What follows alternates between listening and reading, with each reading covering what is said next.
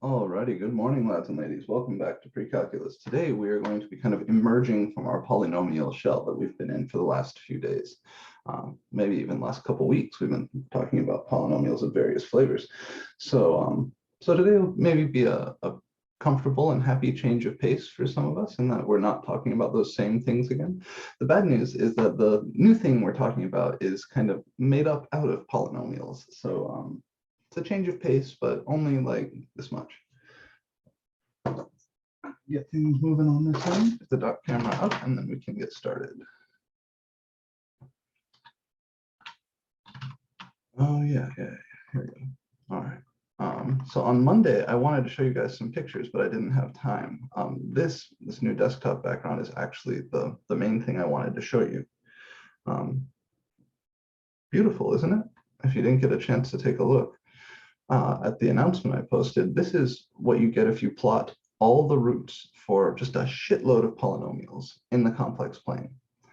So this is the number 1. This is the number -1. Up here is the number I.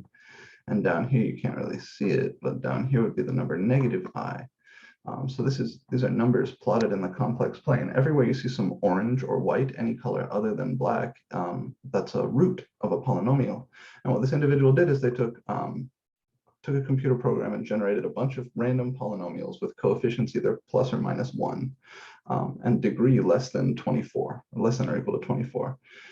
Generated tons and tons of those polynomials, like all possible polynomials, degree less than or equal to 24, and with coefficients plus or -1, and then plotted all of their complex roots in the complex plane.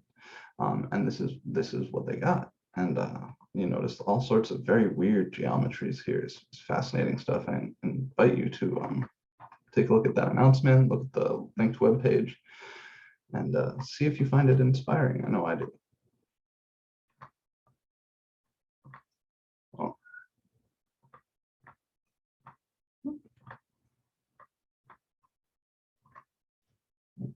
I would also like to have timestamps. All right.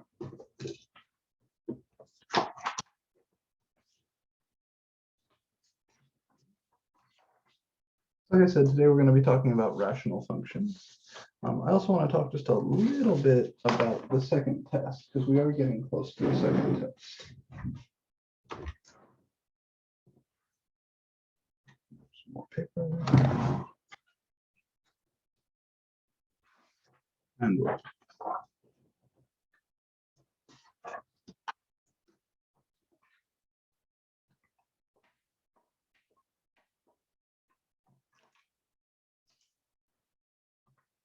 So this is MAC1140, section OR1, which means we're in pre-calc.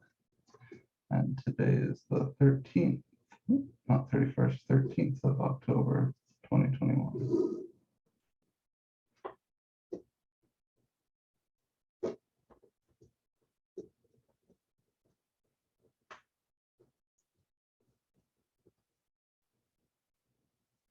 So today we're going to start by talking about exam 2 and then rational functions.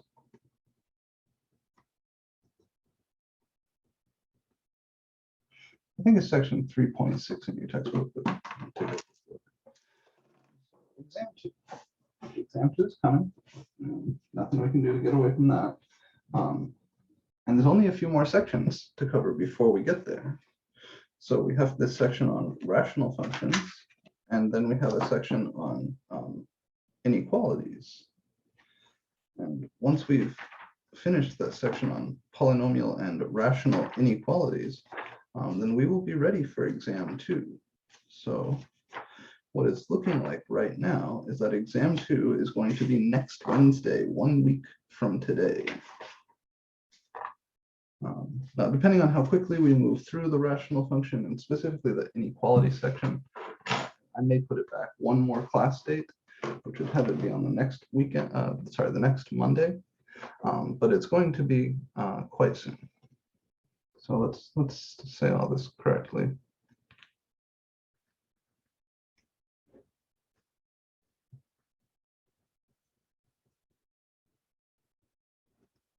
Exam 2 will cover 3.1 through 3.7, I think.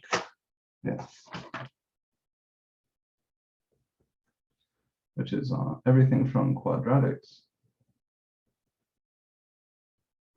all the polynomial stuff,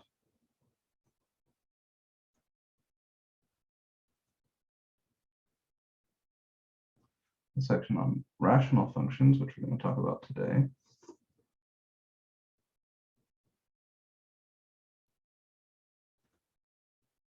and the section after that on rational and polynomial inequalities.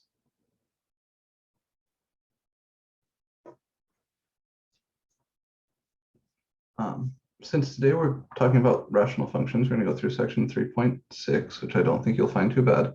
That leaves just one more section before the test, which we're going to be talking about next Monday. So the most natural day for the test would be next Wednesday. If, however, we need a little bit more time, like I said, we could consider doing it the following Monday.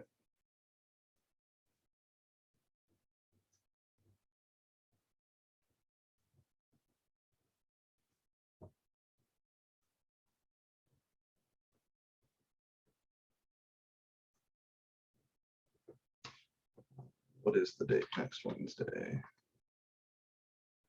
It's 1 week from today, that's the 20th.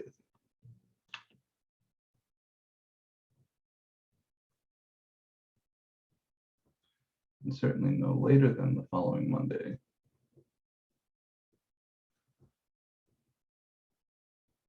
Which would be what, 10:25? Just triple check. Yeah. So I'll try to gauge how we're doing through today and see if I think we can make it through there, through that material by next Monday. If we can, we'll do the test next Wednesday. If we can't, then we'll do the test the following Monday on the 25th. Either one is okay with me, really. This material obviously is a little bit tricky, right? It's a little bit more calculation centric than what we did for the first test.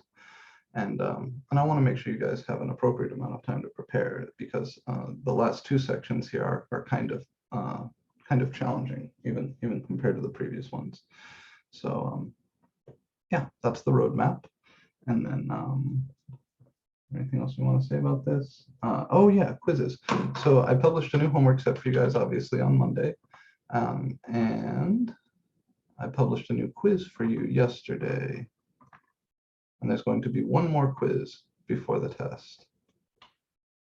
The idea being that, you know, the quizzes give you an opportunity to sort of prepare in a slightly higher stakes environment than the homework.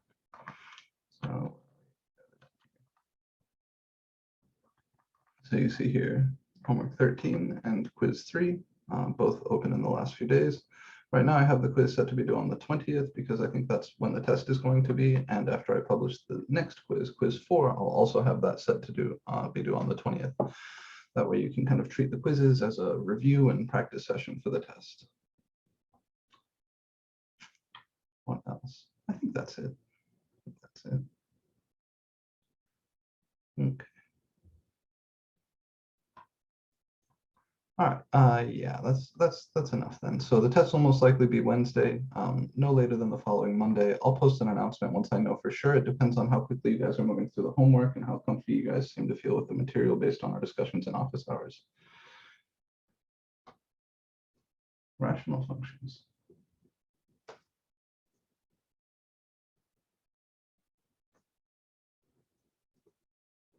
So if there's a word that you may remember associated with rational functions from high school or previous algebra classes, it's probably the word asymptote. But a rational function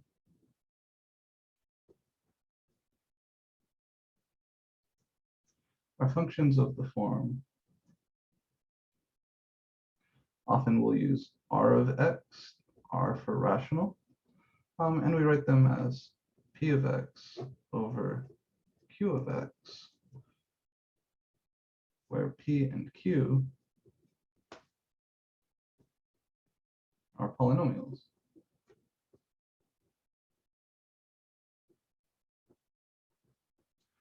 All right, so a rational function is what you get when you divide two polynomials. And we've seen how to divide polynomials, so we know how to mess with expressions of this sort.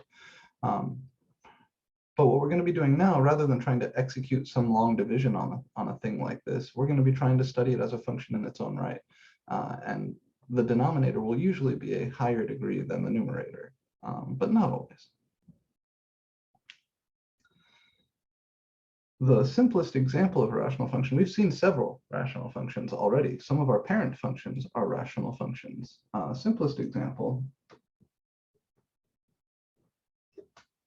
1 over x. I'll write it as f of x equals 1 over x is a rational function. Here, p of x is 1, it's a degree 0 polynomial. And q of x is just x, which is a degree 1 polynomial. All right, so the numerator and denominator are both polynomials. That means this is a rational function. They're both very simple polynomials, and that's a nice example to get started with. I'd like to take a look at the graph of this thing. This is one of our parent functions, so hopefully we know what this graph looks like right away. Quick observation.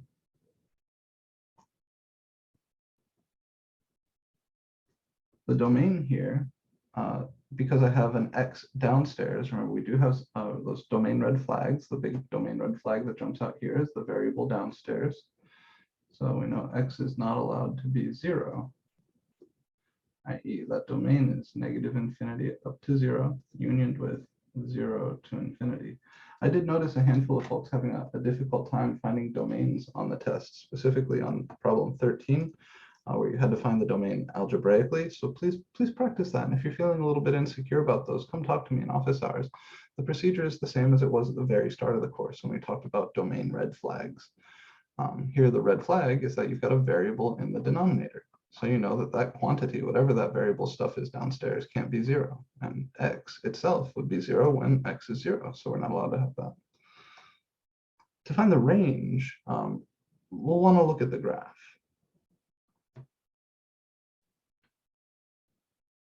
And again, this is one of our parent functions, so this is a graph we absolutely should know.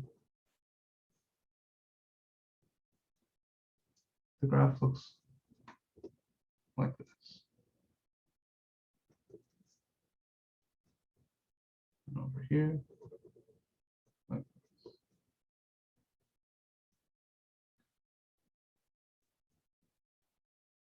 And it's got some new behavior. It's got some behavior that we haven't seen from, could not see from a polynomial.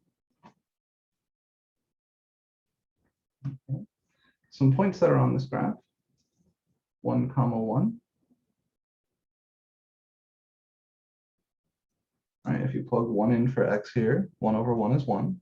So the point 1, 1 is on this graph. Now the point -1, -1 is on this graph.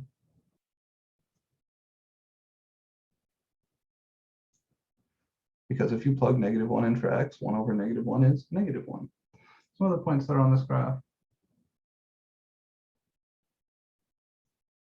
2, 1/2, of course 3, 1/3, stuff like that. Here at -1/2,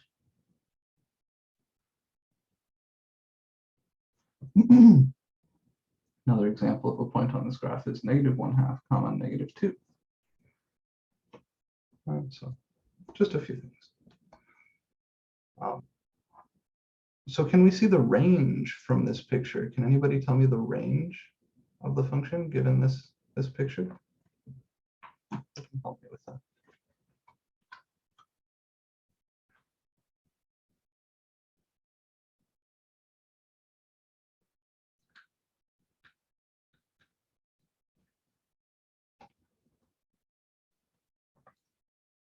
Anybody?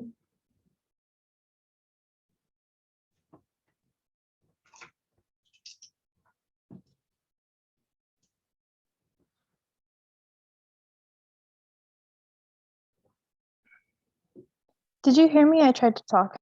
Oh, no, I did not. No.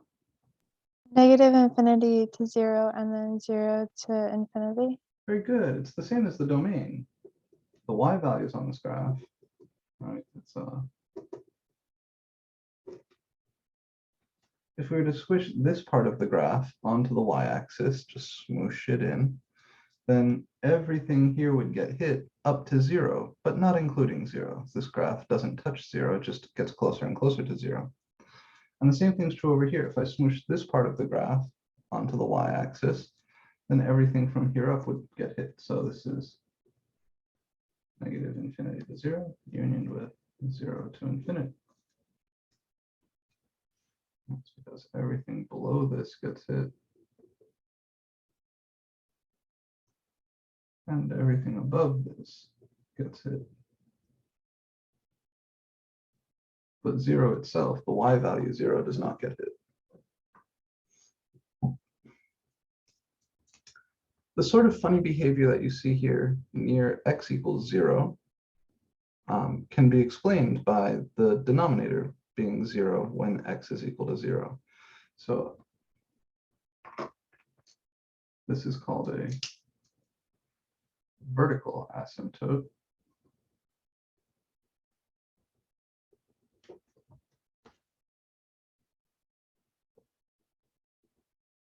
And this place where the function blows up either downward towards negative infinity or upward towards positive infinity. That's called a vertical asymptote. And in this case, the equation of that vertical asymptote is x equals 0. It's a vertical line. And this behavior over here, this is a horizontal asymptote.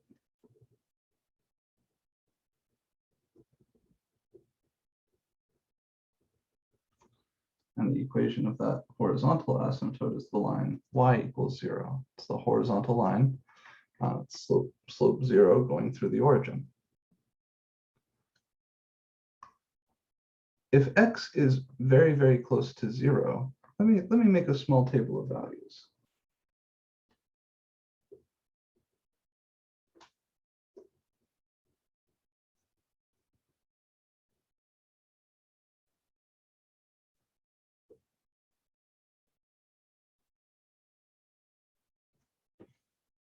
So to try and explain where these asymptotes are coming from, let's look at a little table of values.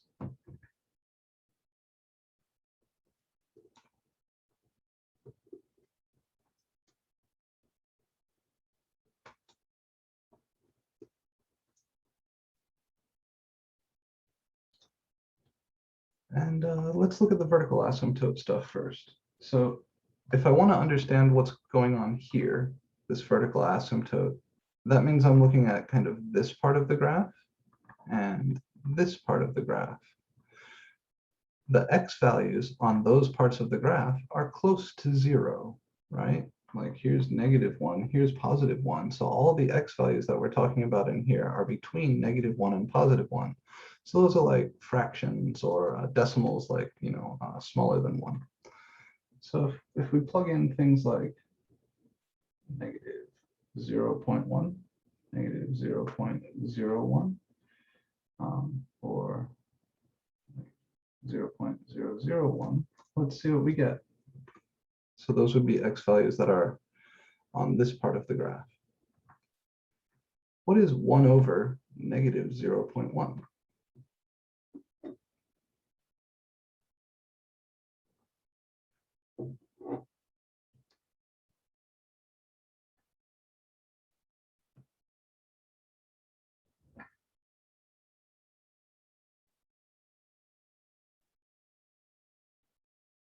Maybe we should do this on a separate page. Let me give us some more space. Looks like we don't want to talk through these calculations a bit more. So where do those asymptotes come from?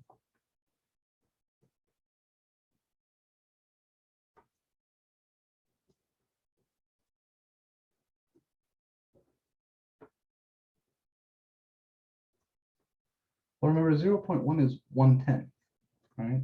So this would be 1 over -0.1, which is negative because we've got a negative here.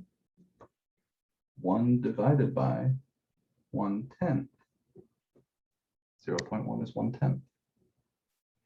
And when you take 1 and divide it by the fraction 1 over 10, you get 10. So this is -10.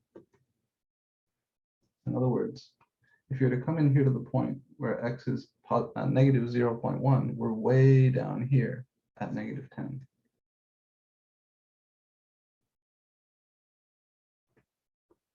At negative 0.01, which is -1 over 100, we're looking at 1 divided by negative 0.01, which is -1 divided by 1 over 100, which is -100. So if you look even closer to 0 here, like x equals 0.01, the graph is all the way down at -100.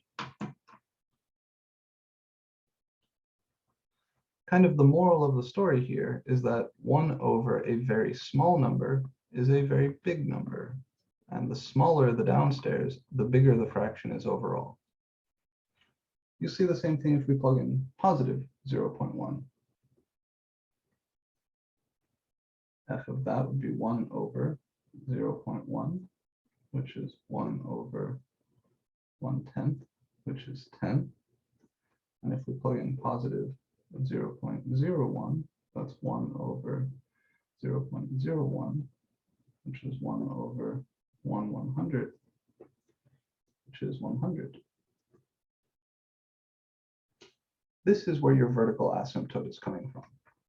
As these x values get closer to 0, the y values are blowing up. They're getting bigger and bigger and bigger and bigger. We're not allowed to plug 0 in. 0 itself is not in the domain. But as these x values get closer and closer to 0, the y values get bigger and bigger, or closer and closer to infinity. We can see this on the Desmos graph perhaps a little more clearly.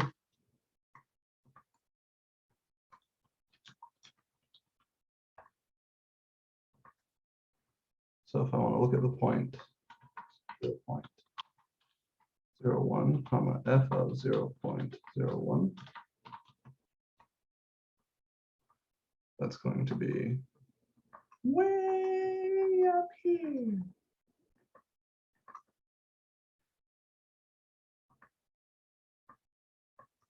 So this function, as x gets close to 0 from the right, blows up to positive infinity. And as x gets close to 0 from the left, blows up to negative infinity. And there's notation for this.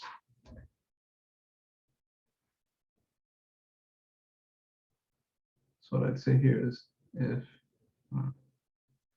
1 over a very small negative number is a huge negative number,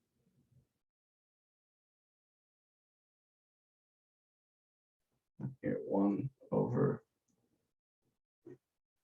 a very small positive number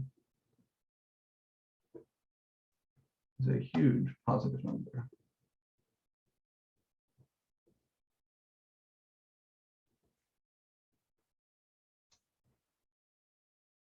So in other words, vertical asymptotes come from the denominator getting close to 0. The vertical asymptote itself, the actual dotted line that I've drawn in here, comes from the denominator being exactly equal to 0. So we said that vertical asymptote was x equals 0, and x equals 0 is when this thing is undefined.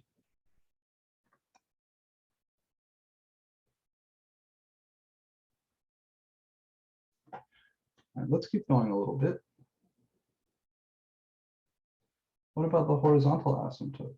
Well, what happens if I plug in a big number here, like 100 or 1000 or -100 or -1000?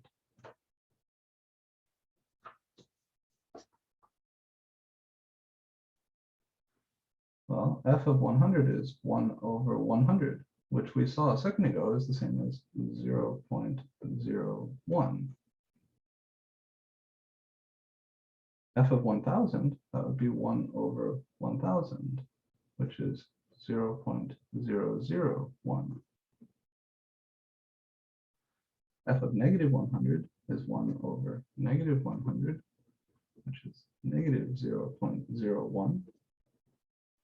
And f of negative 1000, that's 1 over negative 1000, is negative 0.001.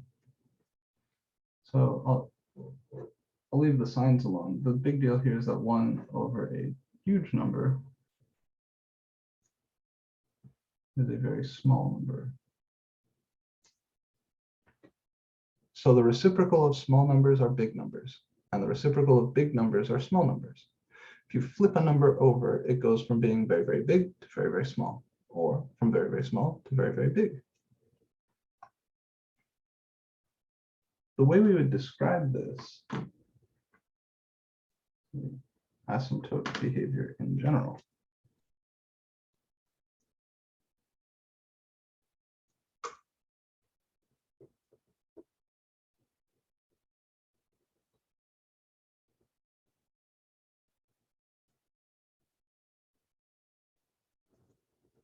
It's like end behavior. It's very much like end behavior. So if I have, I'll draw here just an example. Suppose this is the vertical asymptote, x equals c. And this is the horizontal asymptote,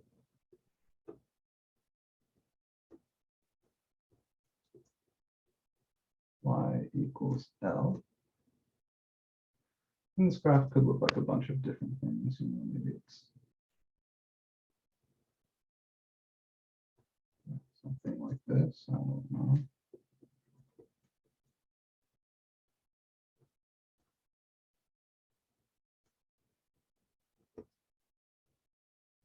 This x value here would be C. This y value here would be L. The notation you use to describe this, we would say as x goes to negative infinity, as I'm running very, very far off to the left, my y values on this graph are getting closer and closer to L.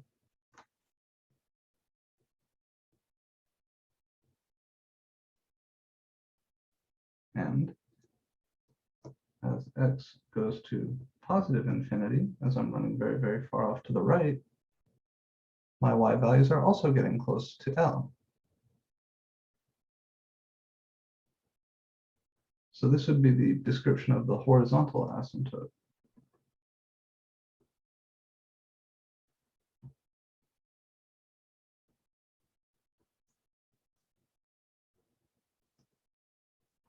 It's like end behavior. In fact, it is end behavior. It's just the end behavior for a rational function instead of a polynomial. The only thing that I might add here is that as we're wandering far off to the left, these y values are sneaking up on L from underneath. And so sometimes we put a little minus here to say that we're coming up to L from below. And as x goes to positive infinity here, we're sneaking up on L, but we're coming in from above. So sometimes we put a little plus here.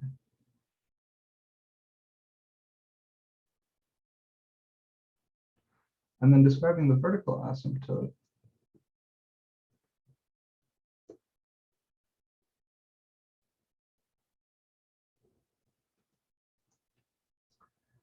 the x values aren't going to infinity here. The x values are getting closer and closer to C. So as I kind of walk towards this asymptote along the graph, my x values are getting closer and closer to C, and it's my y values that are blowing up to infinity or negative infinity. So here I would say, as x approaches C from the left, so with a little minus, as my x values get closer and closer to C from the left, like this, the y values are going to negative infinity. And as x approaches C from the right, coming in from the right, my y values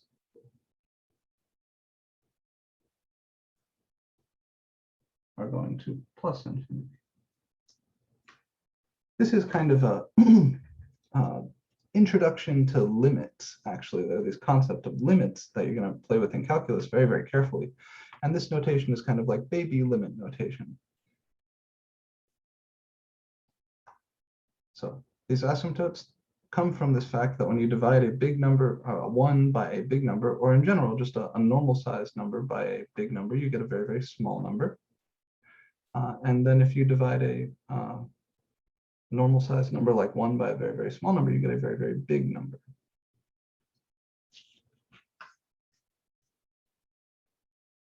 Okay. I think the move here is to just practice graphing a little bit more. See if we can't get comfy with these things. And the first step, I think, is to look at some rational functions that look like this, right? Because things that look like this can be seen as transformations of 1 over x.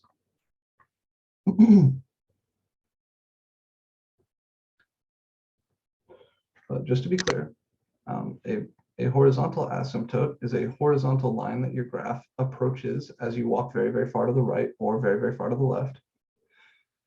And a vertical asymptote is a place where your graph blows up to plus or minus infinity. I'll show you ways to get these things algebraically, but we need to know what they are.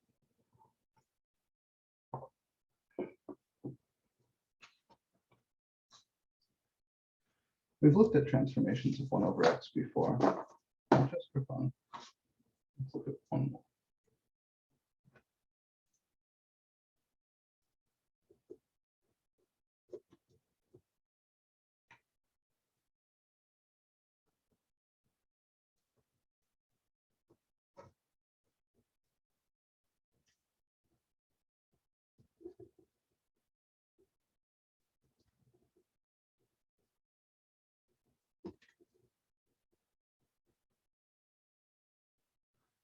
Okay, so I claim that this function 2 over x minus 3 can be graphed as a transformation of y equals 1 over x. How do we do it? Well, we need to list the we've been given the parent function. The transformations here, this is the same as 2 times 1 over x minus 3. So my transformations, the x minus 3 on the inside tells me that I'm shifting to the right 3 units.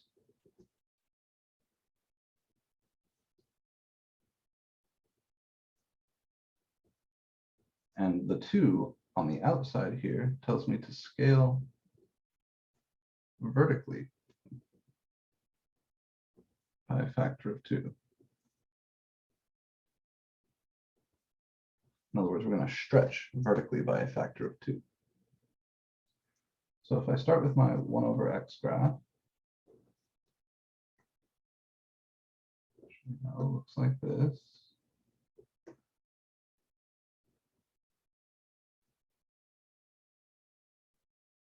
Vertical asymptote here at 0, horizontal asymptote here, y equals 0. This is my parent function. If I shift this right 3 units, the whole graph moves to the right 3 units. Let me grab some points. I'll track 1, 1. I'll track over here, -1, -1. And let's also track 2, 1/2. So if I move that whole picture to the right by 3 units,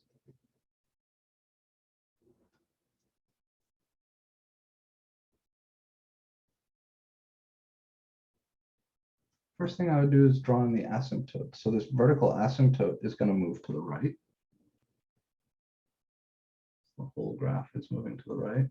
The horizontal asymptote doesn't change when you shift like this. So my new vertical asymptote would be x equals 3.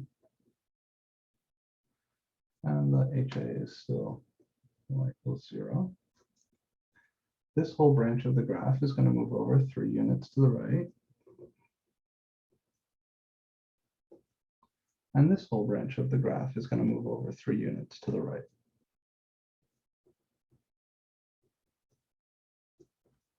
So I'll get something looking like this. The point 1, 1 is going to move to 4, 1. If I drag this to the right 3 units, the y value doesn't change, but the x value goes up by 3. The point 2, 1/2 is going to move to 5, 1/2. And the point -1, -1 is going to move to 2, -1. So this is not my function yet. This is just y equals 1 over x minus 3.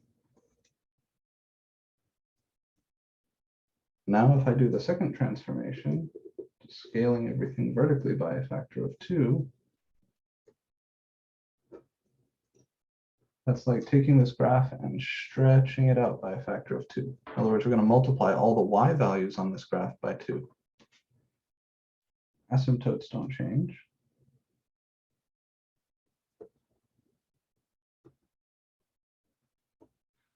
And the graph, stretched out vertically. So something like this. And something like this. 4, 1 is now 4, 2. So we're multiplying all the y values by 2. 5, 1/2 is now 5, 1. So again, multiplying the y value by 2. And 2, -1 is going to become 2, -2. So again, my vertical asymptote is the vertical line x equals 3. My horizontal asymptote is the horizontal line y equals 0. And this is a good graph of my function. This is y equals 2 over x minus 3. So this is something we could have done back in the day. It's not terribly challenging, but you want to practice with it.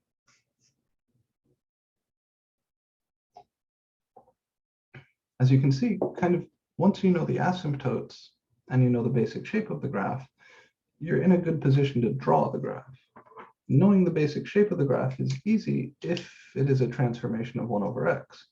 But there are much more complicated rational functions. So we're going to see that this will take a little bit of love. This will not be something that comes right away. But your knowledge of the parent functions will be really important, because just like the parent functions told us the local behavior near the roots of polynomials, the parent functions will tell us the local behavior of these rational functions near their vertical asymptotes and also near their roots. Now this one doesn't have any roots, but we will see plenty which do. So let's just talk for a second about how to find those asymptotes algebraically.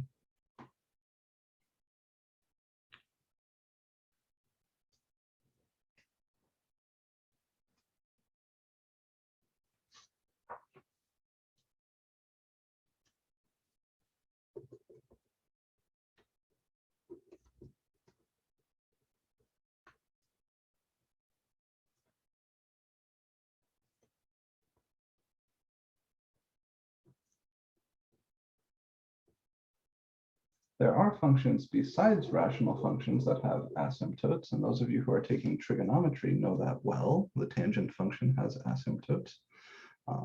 Secant and cosecant have asymptotes. But for a rational function, and for many other functions too, vertical asymptotes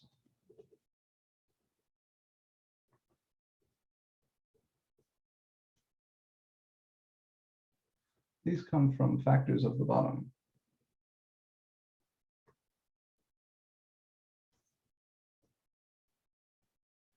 We know factors give us roots.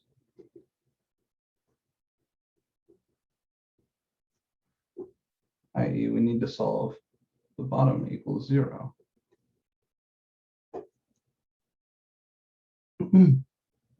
And the factors that we get down there and their multiplicities will tell us what the vertical asymptote or the behavior near the vertical asymptote looks like.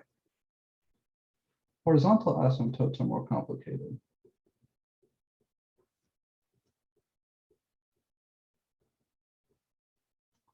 These follow from a rule, kind of a three-case rule.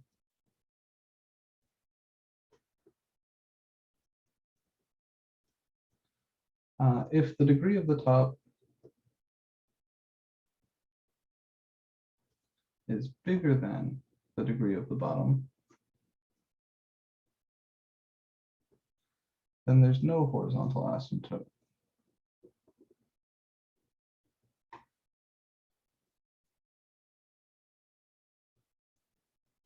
If the degree of the top is smaller than the degree of the bottom,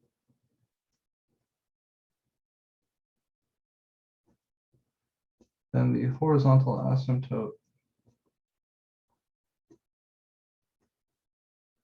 is the line y equals 0, just like it was for 1 over x, because the degree of the top there was 0 and the degree of the bottom was 1. And if those degrees happen to be equal,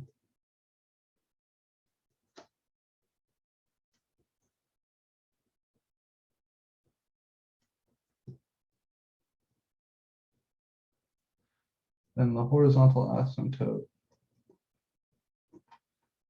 you'll find this by taking the ratio of lead coefficients. So there's kind of no nice way to say this. I'm just going to write it, ratio of lead coefficients. Meaning you take the lead coefficient of the top and the lead coefficient of the bottom and divide them, and that will be your horizontal asymptote. So these are your rules for finding asymptotes. Now there's one little snag, and that's for vertical asymptotes. You have to first make sure that the factors top to bottom don't cancel. But this is how you should think of it. These are your guidelines. So let's do it.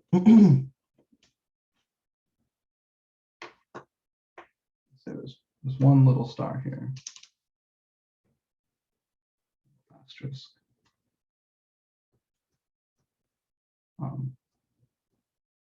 If there is a common factor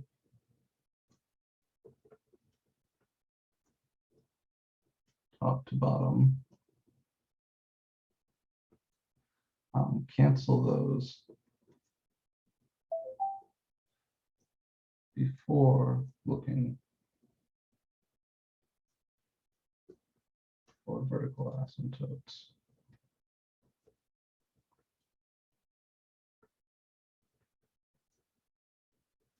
These can create holes. So if you have a factor that cancels perfectly top to bottom, there's nothing left over downstairs after you do the cancellation, then rather than having a vertical asymptote from that factor of the bottom, it's going to create a hole. But if the factors do not cancel completely top to bottom, if there's stuff left over on the bottom, or if there are no common factors top to bottom, then any place where the bottom is 0, you're going to have a vertical asymptote. So let's do it. Let's find all asymptotes for the rational function r of x equals 2x squared minus 4x plus 5 divided by x squared minus 2x plus 1, and sketch a graph. All right, and I'm going to help you with the graph here. This is the first time we've done this kind of in this in this way, and I want you to pay careful attention to especially the information we get from the factors at the bottom. All right. So what are we going to do? Well, I've already got this thing with both polynomials in expanded form. That's how they gave it to me. Let's see if we can factor the bottom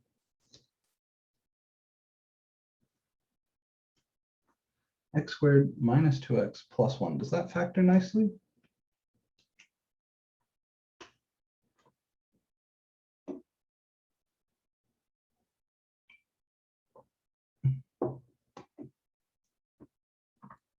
Anybody?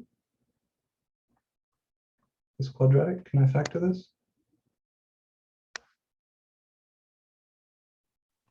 No. Well, let's see. So I'm looking for two numbers that multiply to 1 and add up to -2. So can I find two numbers such that when I multiply them, I get -1 and -1. Yeah, this is x minus 1 times x minus 1, or x minus 1 all squared. We should also see if we can factor the top, right? Because if there's a common factor top to bottom, we need to cancel those before looking for our vertical asymptotes. So upstairs here, we would be looking for two numbers that multiply to 2 times 5, 5 times 2, which is 10, and add up to -4. So divisors of 10 are just 10, 1, 2, and 5. And I don't think, however you choose those, I don't think they'll add up to -4. If you compute the discriminant here, the numerator has discriminant 4 squared, -4 squared is 16, minus 4 times 2 times 5. So that's 16 minus 40. The top is irreducible.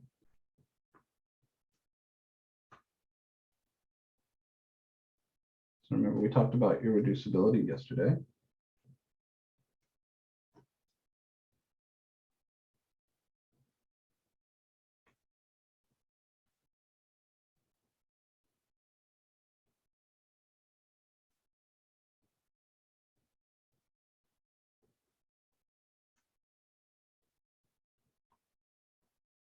I don't even care what it is, it's negative.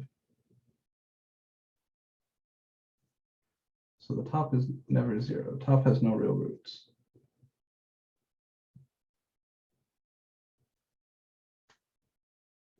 So it has no real factors. So I don't have to worry about it having a factor of x minus 1 that cancels with my denominator. So what are the vertical asymptotes?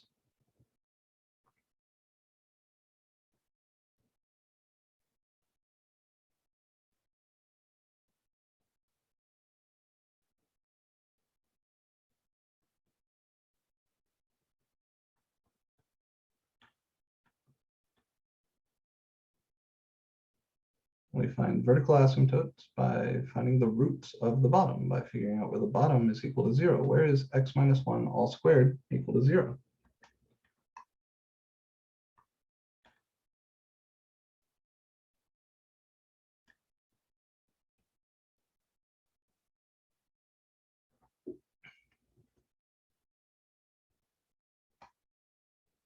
Well, now we've just spent 2 weeks on polynomials. Where is x minus 1 squared equal to 0? What x value would you plug in to make just this bottom piece 0? Yeah, 1. I heard it there. It's my vertical asymptote. There's only one of them because there's only one number that makes this bottom equal to 0, and it's x equals 1. And this is a multiplicity too.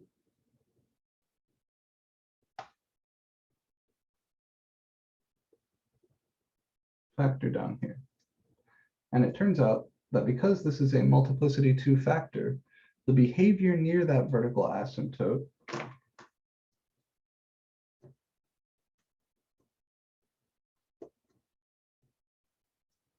this function behaves like 1 over x squared near 0. Right? So just like how the multiplicity told us the local behavior near the roots for a polynomial, the multiplicity will tell us the local behavior near the vertical asymptote for a rational function. If I just had 1 over x minus 1 squared, that's a transformation of 1 over x squared. That's just 1 over x squared shifted to the right by 1 unit.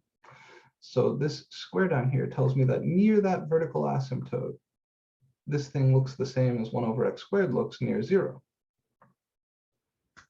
This is enough for me to get started. The only other thing I'd like to do here, well, let's go ahead and find the horizontal asymptote.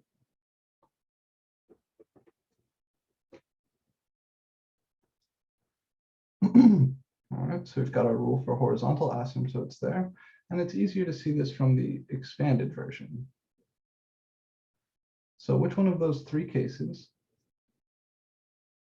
am I in here? Is the degree of the top bigger than the degree of the bottom, smaller than the degree of the bottom, or equal to the degree of the bottom? Equal. Yeah. The top and bottom are both degree 2. Therefore, my horizontal asymptote is the line y equals the ratio of lead coefficients. I'll write it out.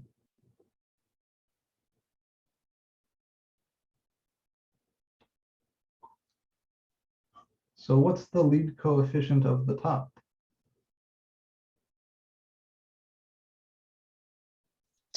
2. Yeah, 2, right? The lead term is this 2x squared. The lead coefficient of the top is 2. And the lead coefficient of the bottom?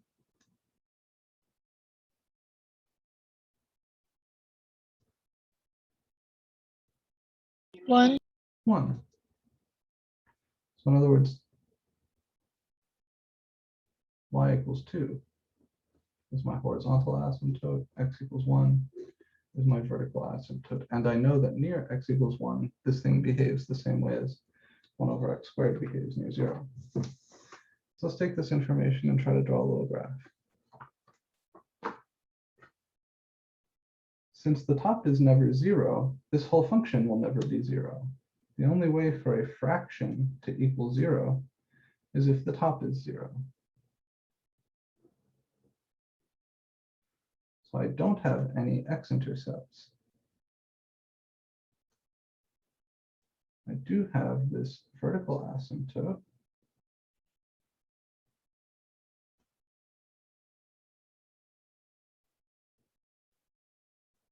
And I do have this horizontal asymptote. I suppose I should have, yeah. Actually, let me shift this whole picture down a little bit. I don't have enough space here, I'm sorry.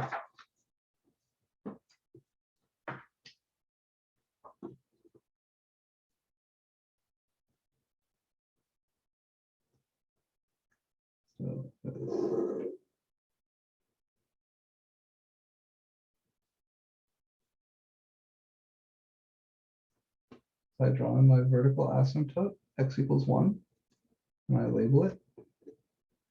When you label asymptotes, always give me the equation of the line, so like x equals 1, not just 1. And the same is true for the horizontal asymptote. I come in here and label this guy.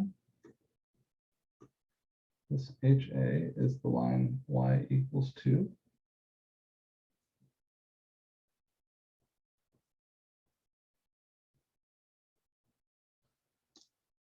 And I know that near this vertical asymptote, this function should look similar to the way 1 over x squared looks near 0.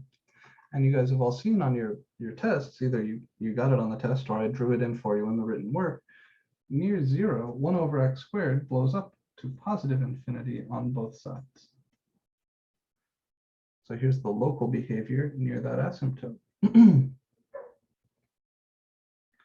I'm going to be approaching the horizontal asymptote, y equals 2, as we go out to infinity and negative infinity. So this graph looks like this, kind of similar to filling in the graph of a polynomial using the end behavior and local behavior.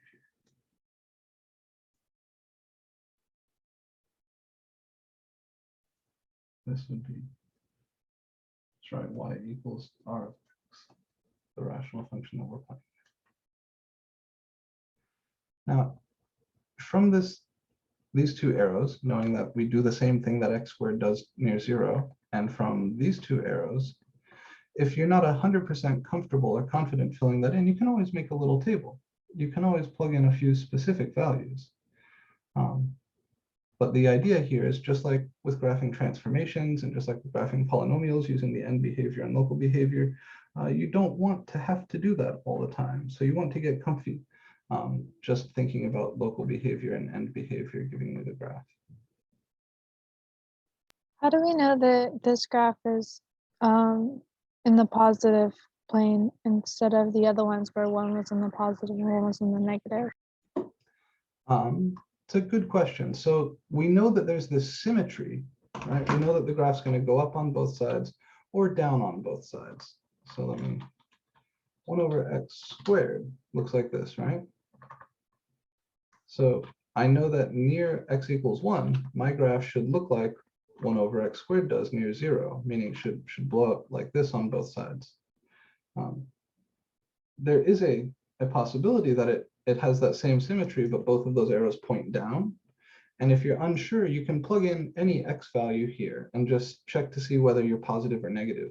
So if I wanted to know, for example, is this function blowing up like this, or is it down here doing something like this, we might be might be worried.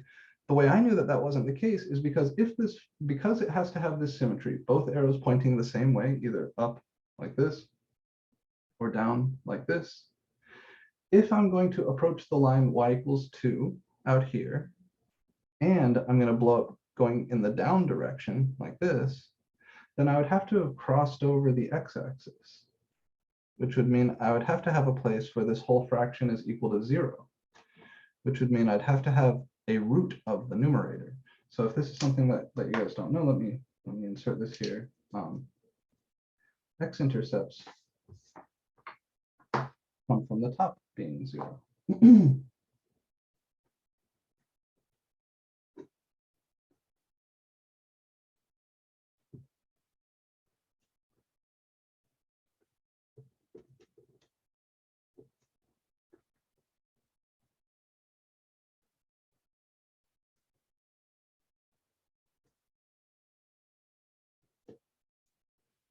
All right, so if you're looking for the x-intercepts of a rational function, you set the top equal to 0.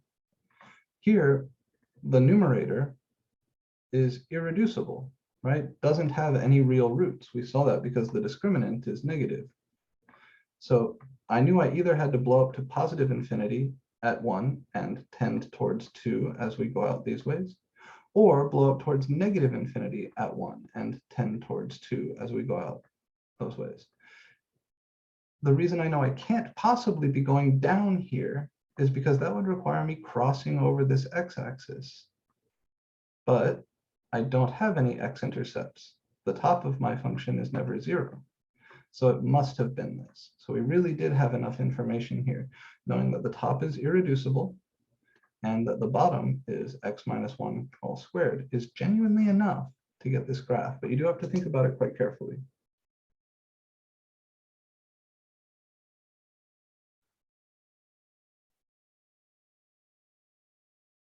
Those are good questions. What else are we wondering?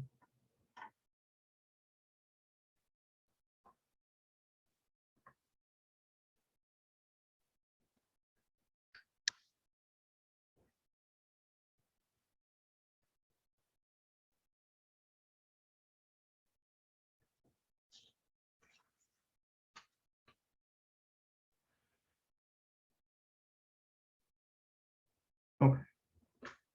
Let me give you a full procedure for graphing rational functions.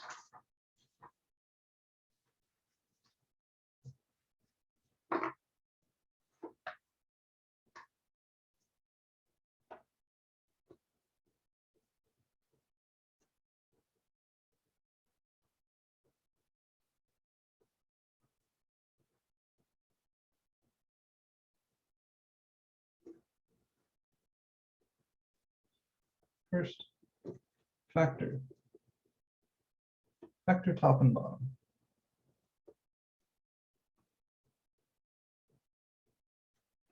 Factors of the bottom will tell you vertical asymptotes. Factors of the top will tell you x-intercepts. And I would say, look for your intercepts next.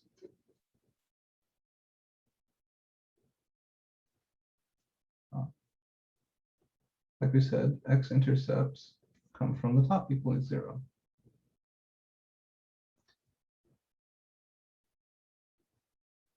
The y-intercept always comes from plugging in x equals 0. That's true for any function.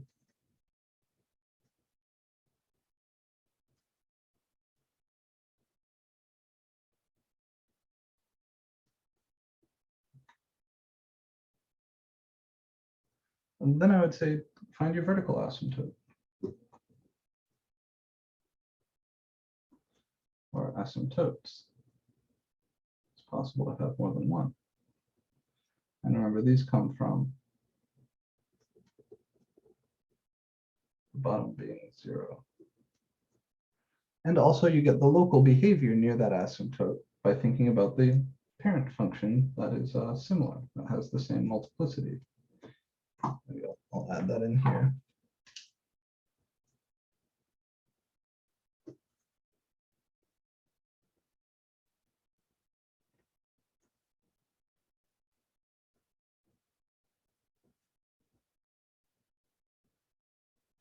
So you really do need to know those parent functions, right? This is a big deal. We've been saying that since the start of the course, and it's 100% true. You needed it for the last few sections, you need it for this section. And then find your horizontal asymptote.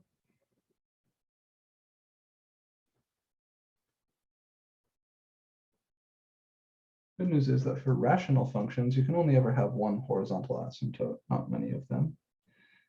And that's it. And you draw the graph. Perhaps make plotting a few points if you're uncertain. So I would say plot the end behavior. Try the HAs, HA, local behavior near the vertical asymptotes, and x-intercepts. And then maybe plot a few points.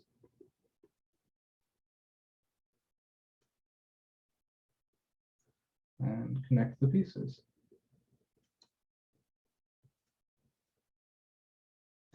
So the good news is that the local behavior near the roots, near the x-intercepts, follow the exact same rules as for polynomials. And the local behavior near the vertical asymptotes follow the same rules as your parent functions. So once you have those things, you've got a really nice framework to get started. Let's try something a little more complicated. Make sure you get this in your notes. So this is your guideline to graph any rational function, and it's a skill you're going to need. Does that say local behavior near vertical asymptote for 5? For 5, yes. Yeah, so plot the end behavior, which is the horizontal asymptote, the local behavior near the VA. So on our last example, that was like these two arrows pointing up. That's your local behavior near the vertical asymptote. And then the two arrows pointing out here, that's your end behavior.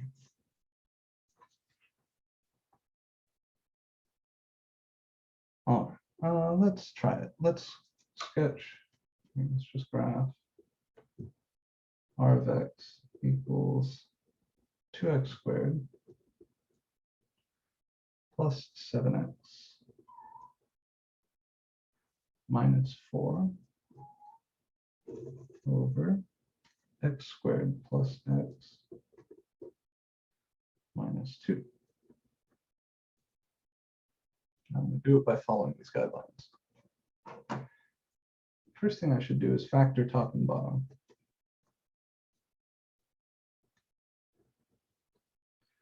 The bottom, see, I need two numbers that multiply to -2 add up to +1. So that's going to be x minus 1 times x plus 2.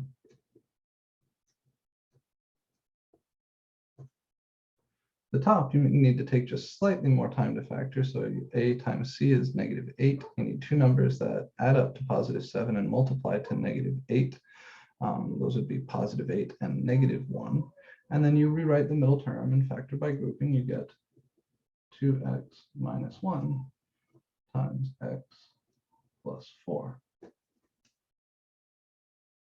So first we factor top and bottom.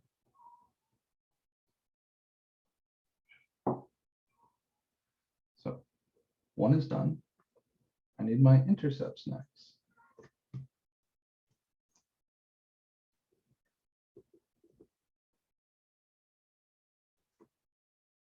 What are my x-intercepts?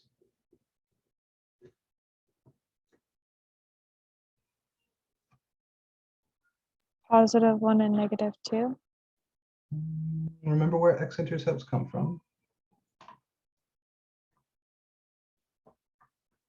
+1/2 and -4. Very good. Yeah, the x-intercepts come from the top being 0. Because this, in order for this whole fraction to be 0, right, an x-intercept is a place where the whole function is equal to 0. In order for this whole thing to be 0, you need the top to be 0. That's when fractions are equal to 0. 0/5 is 0. 0/10 is 0. If the downstairs is 0, the thing is undefined. But if the upstairs is 0, then the whole thing is 0. So yeah, 1/2 and -4.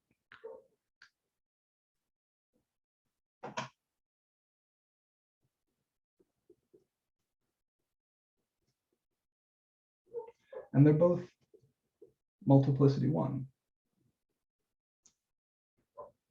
So they're both going to be just straight crosses over the x-axis.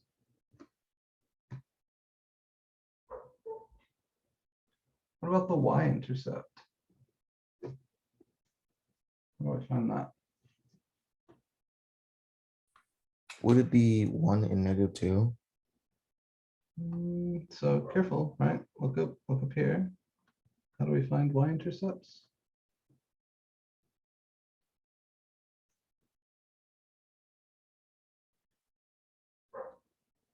So the 1 and -2, the downstairs, these are going to give us vertical asymptotes. Remember, vertical asymptotes come from the bottom being 0. X-intercepts come from the top being 0. Y-intercepts come from plugging in x equals 0, right? R of 0. So if I plug x equals 0 into this expression, what do I get? I think it's easier to see from this form. Oh, so it's like 0 and 2? Well, let's see. So this would be 2 times 0 squared plus 7 times 0 minus 4 divided by, Is it +2? yes, 0 squared plus 0 minus 2. This is -4 over -2, which is +2. So my y-intercept is +2. All right, so we found our intercepts. Now we're ready to find those vertical asymptotes. All right, so what are my vertical asymptotes?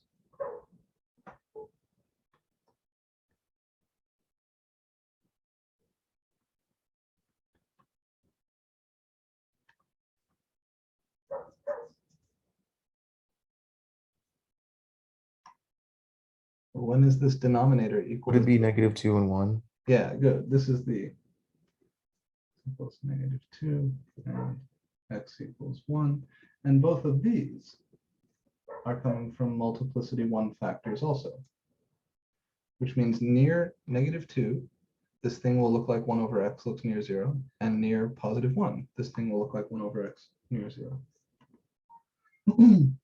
Horizontal asymptote.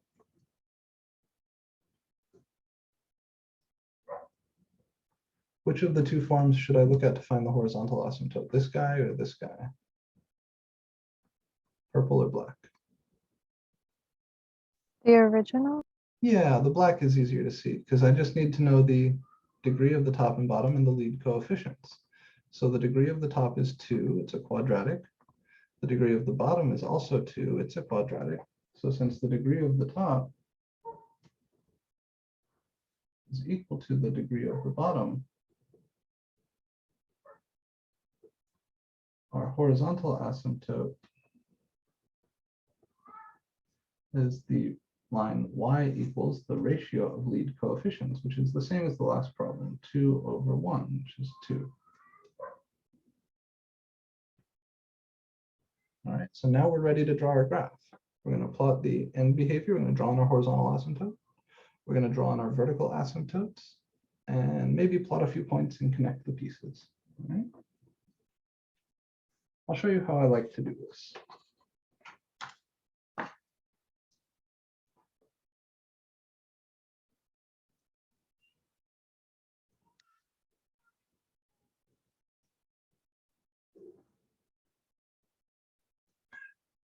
Mark was 1, That's 2.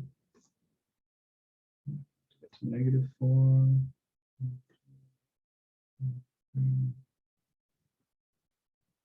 4.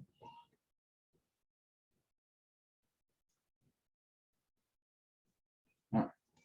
So we're going to plot our horizontal asymptote. That's the line y = 2. Just draw in that dotted line.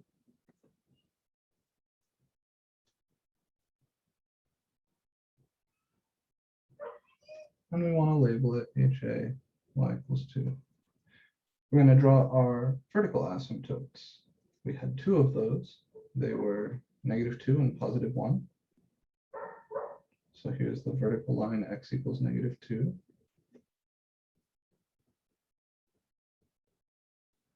And here's the vertical line x = +1.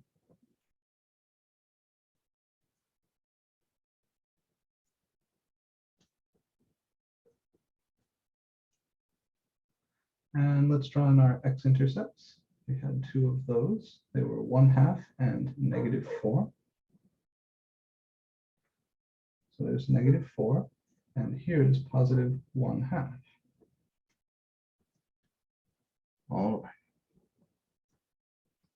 So what you have to do is think about the sign of the function and how it's able to approach the asymptotes. So just like we would kind of use our end behavior and the roots to figure out what's going on with the polynomial, we're going to use the end behavior and the roots to figure out what's going on here.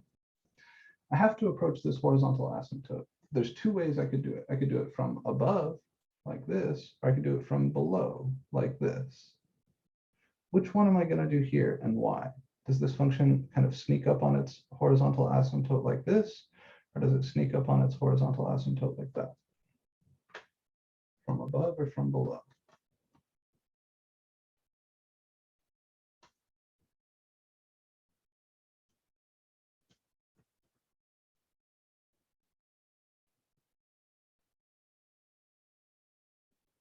The hint is here.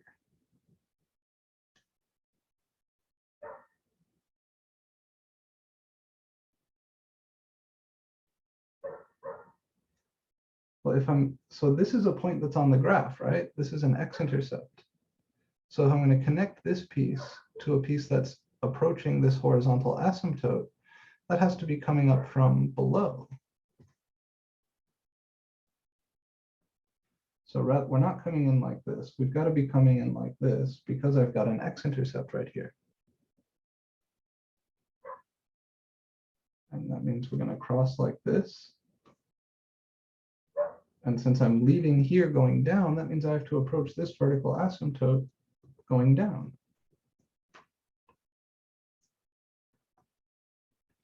Now the vertical asymptote at -2 is coming from a multiplicity 1 factor, which means near -2, this thing looks like 1/x. And remember, 1/x, I'm turning on my camera here, 1/x does like this business, right?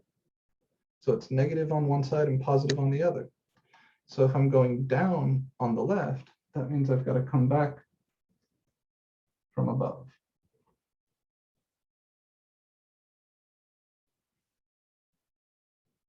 I'm going to pause for a second, just see if we're okay so far.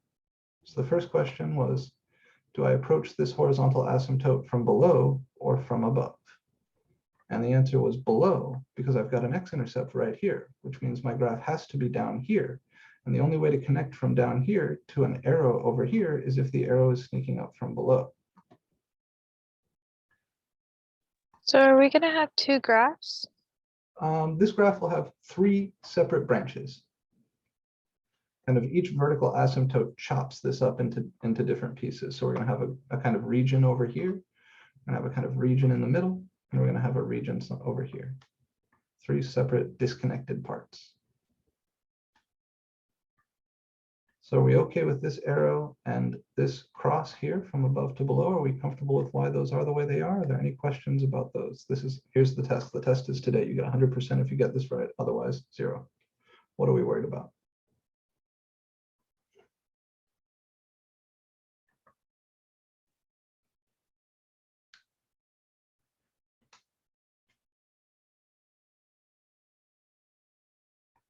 Okay, So we come in from over here, we cross like this, which means we've got to go down here. There isn't another x-intercept, and since I leave here going down, that means I have to arrive here going down. Since this vertical asymptote comes from an odd multiplicity factor, I have to change sign. I'm sorry, my wife is calling me.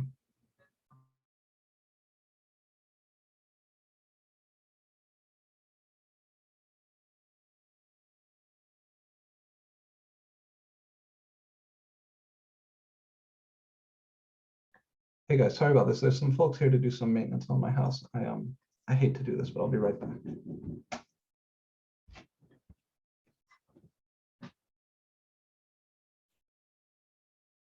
Yes, I told you yesterday.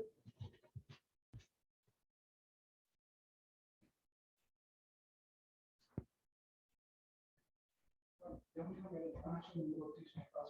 sorry, I gotta be a little bit, but we're coming down here. This is the back. Okay. And if you don't need anything, just call it. I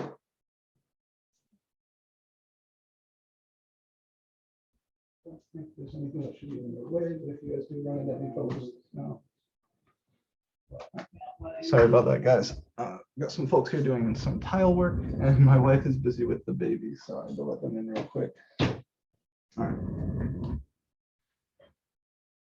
So approach this asymptote from below, which means we got to cross here, which means we go down here. This is an odd multiplicity, so we come back from above. That means we're coming down like this.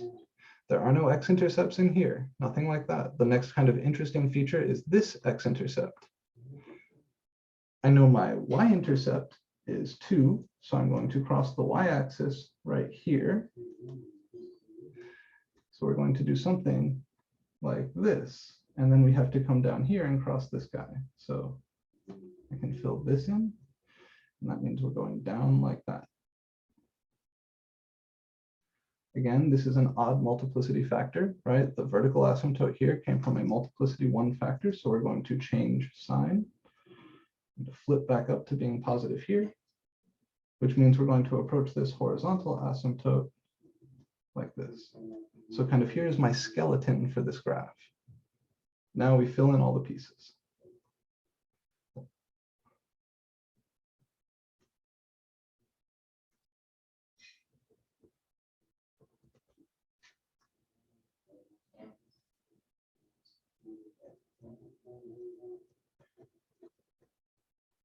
And that's the game. It's not super easy, but it's also not super hard. The trick is to figure out the local behavior near the asymptotes and near the roots. Once you have that, like we did here, you can connect all those pieces and get a really nice graph. This is one of those important skills, and you're going to have to practice it. How can we have a horizontal asymptote of 2, but still have a y-intercept of 2? So you're getting at one of the classic true-false questions here. Is it possible for the graph of a rational function to cross its horizontal asymptote? Yes, absolutely. And that's what we've seen here. Not only does it happen here, it happens all the time. So what you won't see, let me come back at this. So most people get this idea that you can't cross a horizontal asymptote, you just get closer and closer to it. And that's kind of true. For rational functions, as you go out here or out here, you won't see them crossing their horizontal asymptote. There are other functions which do that, but not rational functions. However, in here, closer to 0, anything can happen. This thing could wiggle back and forth as much as it wants. It just has to have that kind of nice asymptotic behavior as you go far out. So in the middle of the graph, kind of closer to 0, not out towards infinity, these things can cross their asymptotes, no problem. Let's take a look at what Desmos says. Let's see how we did. So this is 2x squared plus 7x minus 4, all divided by x squared plus x minus 2. Now, I confess this is not beautiful, right? My graph is not anywhere near as pretty as Desmos's, but we've got all the things right. We've got this branch down here, which is this branch right here. And if we had more space, it would look like that.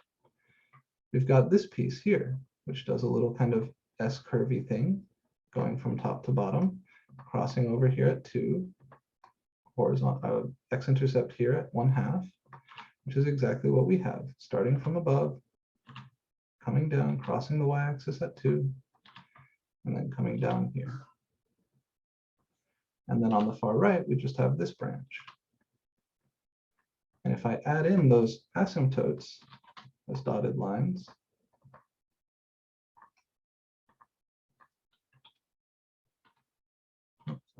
two.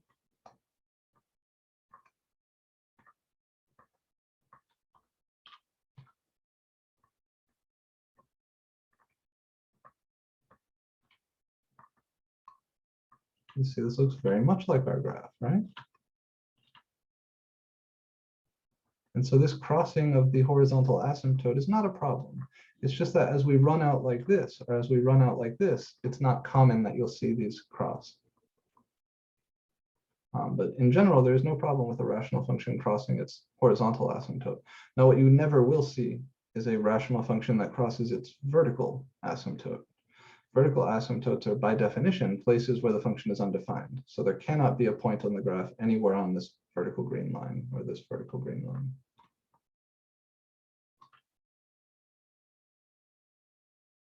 All right, where are we at? It's 9:23. Ooh, so this is going to have to be our last example for today.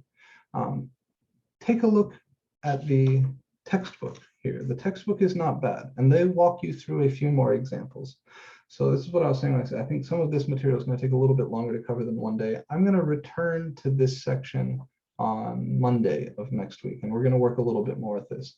I'm going to give you a homework set for today that's going to have some of the easier problems like this, graphing as transformations of 1/x, graphing as we did here.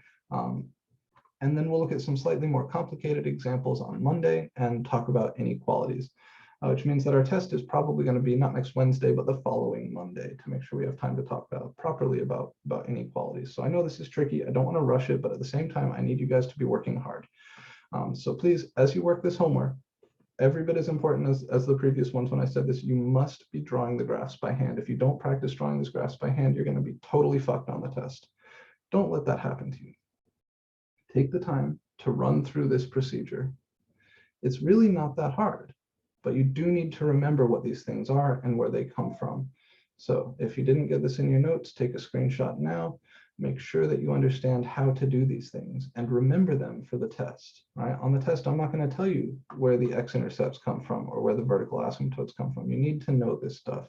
It's not that bad, and it's going to form a foundation of your reasoning when you get to Calc 1. When you get to Calc 1, you'll be drawing lots and lots more graphs. And having this stuff as your starting point is going to make understanding that shit so much easier. So it's very, very important you practice this now. The multiplicities of the factors, just like with polynomials, are kind of the key to understanding what's going on here. So as you cross over a vertical asymptote that comes from an odd multiplicity factor, you will change sign, going from either negative to positive or from positive to negative. Just like with roots, if you go through a root or an x-intercept that comes from an odd multiplicity factor, you will change sign. You'll either go from positive to negative or from negative to positive. That, together with your horizontal asymptote, is plenty to do the job here. The y-intercept can help a little bit, but that should be enough to get you a decent graph. And if you're still insecure after having done all those things, you can make a little table. But remember, the point here is to avoid making big tables. We don't want to waste time on that. We want to know how these functions look just from their factors, and that's the game. So we'll do more of this next time. Please do take a look at the homework. I'm going to drop a new homework for you today. Be working on those quizzes, and be mindful that exam 2 is around the corner. Probably not next Wednesday, but the following Monday. But you'd be surprised, that's closer than you think. So please be working hard. If you need help with anything, come by my office hours, send me a Canvas message, email, Discord, you know the deal. Take care, gang.